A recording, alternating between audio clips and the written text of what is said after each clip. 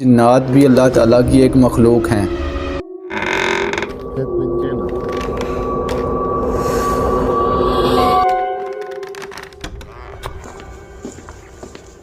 جنات کو آگ کے شعلے سے پیدا کیا، یہ مختلف شکلیں اختیار کر لیتے ہیں۔ ارد گرد ایک دائرہ بنا لیا، ایک سرکل میں مجھے کھڑا کر دیا، سے باہر نہ نکلنا۔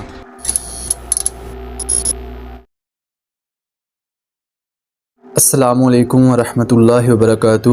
ناظرین کرام، میں ہوں محمد اویس رضا قادری، بمبر آزاد کشمیر سے۔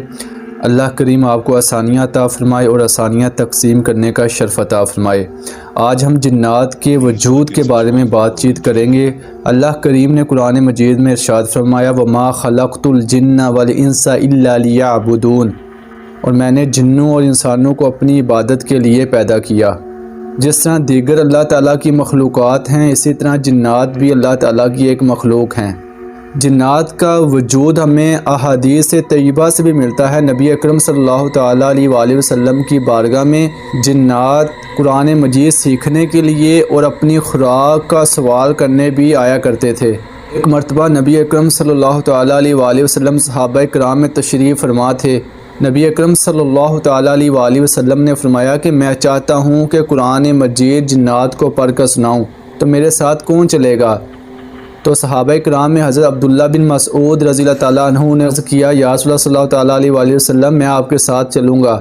تو حضرت عبداللہ بن عباس رضی اللہ تعالیٰ عنہ فرماتے ہیں کہ میرے علاوہ نبی اکرم صلی اللہ تعالیٰ علیہ وآلہ وسلم کے ساتھ کوئی دوسرا نہ تھا۔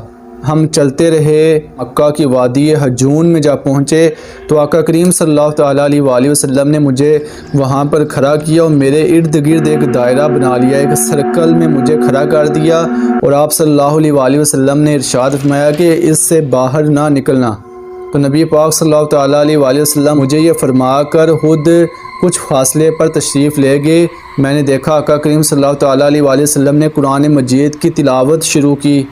حضرت عبداللہ بن مسعود فرماتے ہیں کہ اسی دوران میں نے اپنے سر پر گدھ کی مثل پرندوں کے پروں کی پھرپھراہٹ سنی اور شدید شور سنا۔ نبی کریم صلی اللہ تعالیٰ علیہ وآلہ وسلم اور میرے درمیان کالی چیزیں آ کر جمع ہو گئیں۔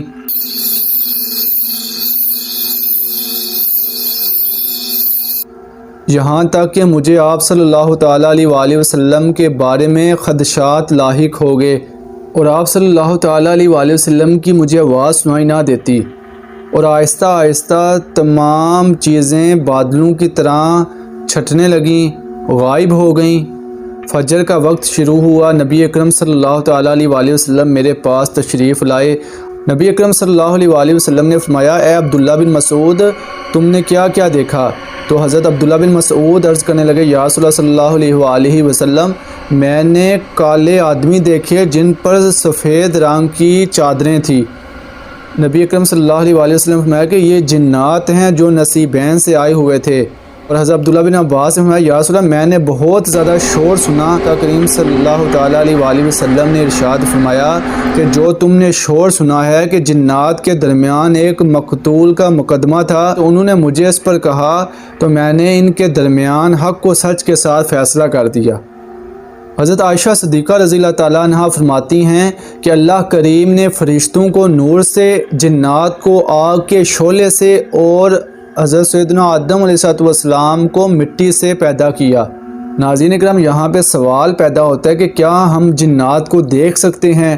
تو یاد رکھیے، جنات کی اصلی جو شکل ہوتی ہے یہ اللہ کے انبیاء دے سکتے ہیں، عام انسان جنات کو نہیں دے سکتے۔ ہاں، جنات جو ہوتے ہیں یہ مختلف شکلیں اختیار کر لیتے ہیں۔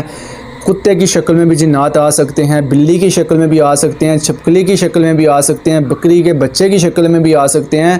تو مختلف صورتوں میں، مختلف اشکال میں جنات آ سکتے ہیں۔